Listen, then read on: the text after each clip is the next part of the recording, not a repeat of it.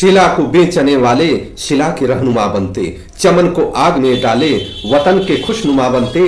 आंदोलन में जिसने एक थप्पड़ मार ना खाई, राम मंदिर कैसे होगा परिभाषा है वही गढ़ते। जय हिंद साथियों, मैं आपका साथी रघुवंश, संयोजक विश्व का सबसे लंबा तिरंगा समिति। मित्रों, 3 बार दुनिया का सबसे लंबी देर तक अनवरत श्री लक्ष्मी विष्णु महाहवन का विश्व रिकॉर्ड बनाने वाली संस्था का मुझे अध्यक्ष होने का गौरव प्राप्त है। 2 बार दुनिया का सबसे लंबा तिरंगा फैला करके 15 किलोमीटर 100 मीटर, जिसका वजन 15 कुंटल लमसम है, जो अभी भी रखा हुआ है गोरखपुर में, उसका अध्यक्ष होने का गौरव मुझे प्राप्त है। अर्थात धर्म और राष्ट्र के लिए अगर कुछ करना है तो आपको पूर्ण समर्पित होकर के चलना पड़ेगा, तब जाकर के आगे बढ़ेगा। ईमानदारी से चलना पड़ेगा। प्रभु श्री रामचंद्र जी को साक्षात आगे रख के करना पड़ेगा। जो प्रभु श्री रामचंद्र जी ने जिस प्रकार से राम राज्य की कल्पना किया था उसके लिए करना पड़ेगा। मित्रों, आज मैं बात करूंगा कि कुछ लोगों ने हमसे यह बात कही थी कि शंकराचार्यों का क्या योगदान है श्री राम मंदिर के आंदोलन में। तो शंकराचार्यों का योगदान मैं बता देता हूं, और वर्तमान समय में जो लोग भी इसमें कार्यरत हैं उनके बारे में भी बता देता हूं, जिससे आप साहस के साथ सुनने का प्रयास करिएगा और लोगों तक पहुंचाने का प्रयास करिएगा। ये जितनी बातें हैं आप सर्च कर सकते हैं, खोज सकते हैं। स्वामी अभिमुक्तेश्वरानंद सरस्वती जी के द्वारा भी यह बताई गई बात है, एबीपी न्यूज पर यह बताई गई बात है। इसको आप खोज सकते हैं, सर्च करेंगे तो आपको शंकराचार्यों का योगदान मिल जाएगा। मित्रों, विश्व हिंदू परिषद कभी आंदोलन के लिए आगे बढ़ रही थी श्री राम मंदिर के लिए, और वही विश्व हिंदू परिषद ने कांग्रेस के एक विधायक जिसका नाम राहुल दयाल खन्ना थे, कांग्रेस से उन्होंने विश्व हिंदू परिषद में अपने में शामिल कराया और उनसे मिलकर के कांग्रेस से बात कराई। और कांग्रेस से बात कराने पर जहां पर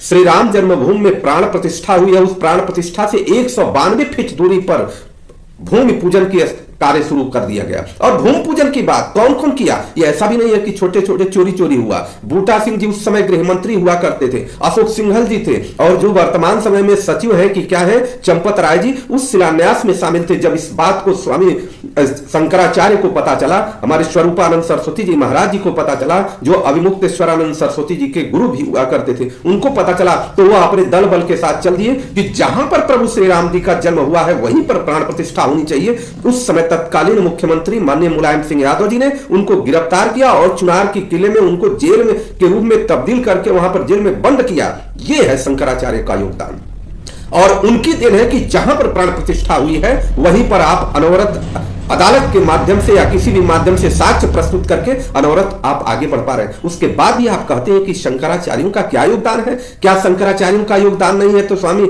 ये रामभद्राचार्य जी का योगदान है। रामभद्राचार्य जी के अगर एक वक्तव्य से आंदोलन एक वक्तव्य रामभद्राचार्य ने अगर दिया और उस वक्तव्य से निर्णय हो गया, तो फिर पुरातत्व विभाग क्या कर रहा था? जो खुदाई हुई, खुदाई के बाद अवशेष मिले, उसका क्या मतलब हुआ? जितने लोग आंदोलन किए उन लोगों का क्या मतलब हुआ? और वही रामभद्राचार्य जी, हम श्रेष्ठ हैं, उनके बारे में कुछ नहीं कह सकते, वह बहुत विद्वान है, बहुत श्रेष्ठ है, परंतु विद्वता को जब गलत दिशा में हम ले जाएंगे, किसी एक राजा के प्रति समर्पित हो जाएंगे, किसी एक नेता के प्रति समर्पित हो जाएंगे, तो वह विद्वता में कीड़ा पड़ने लगी है। अगर भारत के माननीय प्रधानमंत्री जी का योगदान रहा होता कि जब 2019 के पूर्व वह संवैधानिक व्यवस्था बना करके संविधान संशोधन के लिए प्रस्ताव ला करके और ले आते समाज में, तब मैं मानता कि इनका योगदान है। 2019 में अगर ये फिर से प्रधानमंत्री नहीं होते तो इनका क्या योगदान माना जाता? क्या रामलला नहीं बनता? सुप्रीम कोर्ट का जो आदेश हुआ नहीं आता, जो साक्ष्य होता सब खराब हो जाता, या दूसरा कोई प्रधानमंत्री आता तो पलट देता? ऐसा दुर्भाग्य है कि आप ऐसे ऐसे लोगों का जो धर्म की धुरी है, जो सनातन धर्म को ले चलने वाले हैं, उनके विरोध में अगर आप खड़े रहेंगे तो आपका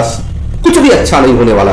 प्रभु श्री रामचंद्र जी ने राम राज्य की कल्पना किया। हमारे यहां राम राज्य की कल्पना का एकमात्र उद्देश्य हो गया है कि शंकर भगवान के मंदिर में कौन पूजा करने जाएगा, कौन नहीं जाएगा। हाँ, हम गौवंश खाने वाले को ले जाकर के प्रभु श्री रामचंद्र जी के प्राण प्रतिष्ठा में शामिल करा देंगे, वो हमारे लिए ठीक है। लेकिन कोई अगर दूसरा आदमी शंकर भगवान के मंदिर में जा रहा है तो उसको ऊपर FIR करेंगे आप। और कोई आदमी सुंदरकांड कर रहा है, कोई आदमी रामलीला करा रहा है, तो उसको आप जो कि ये कहेंगे कि वो ड्रामा कर रहा है। ड्रामा तो वह हो रहा है कि गर्भगृह का महत्व अगर समझ में आ जाए तो गर्भगृह का अर्थ यही होता है कि गर्भ में प्रभु श्री रामचंद्र जी प्रकट हो रहे हैं और उसमें प्राण प्रतिष्ठा, पूरे मंदिर की प्राण प्रतिष्ठा होती है और गर्भगृह में प्रकट हो रहे हैं, उसमें कैमरा जाने का अधिकार नहीं होना चाहिए, केवल और केवल वहां पर संतों को जाने का अधिकार होना चाहिए। लेकिन ठीक है, जिसका प्रभुता पाय का मद नहीं, और आप सभी लोग जानते हैं श्री रामचरितमानस में ही है, तो प्रभुता पाया है किसी ने तो उसका मद हुआ है। मद हुआ तो मद को भगवान चूर भी करते हैं और मद का नाश भी करते हैं। और हमें प्रभु श्री रामचंद्र जी के चरणों में नतमस्तक होते हुए, हमें सभी शंकराचार्यों का सम्मान करते हुए, हमें सभी अपने गुरुओं का सम्मान सम्मान करते हुए जो सात्विक विचारधारा के साथ श्री राम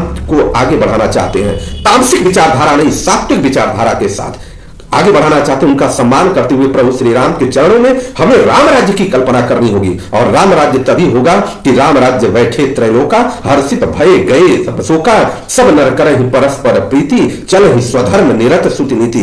इस प्रकार का जब माहौल बनेगा, आप राम राज्य स्थापित करिए, एक कानून बनाइए, एक विधान बनाइए, एक सब कुछ बनाइए, सबको पूजा पाठ की पद्धति आप दीजिए, ठीक है सभी लोग आप कह ही रहे हैं ये बात, परंतु जो एक कानून बनाना है, एक विधान बनाना, उस पर नहीं आ रहे हैं। शंकराचार्यों की महिमा का वर्णन करना शब्दों में नहीं है, इसको समझना होगा। और मैं इसमें एक लिंक दूंगा एबीपी न्यूज के साक्षात्कार का, और आप कहीं भी जाकर के सर्च कर सकते हैं, खोज सकते हैं, तब आप शंकराचार्य की महिमा समझ पाएंगे। नहीं तो अंधों को कितना भी आप हरा भरा कुछ भी दिखाएंगे, उनको समझ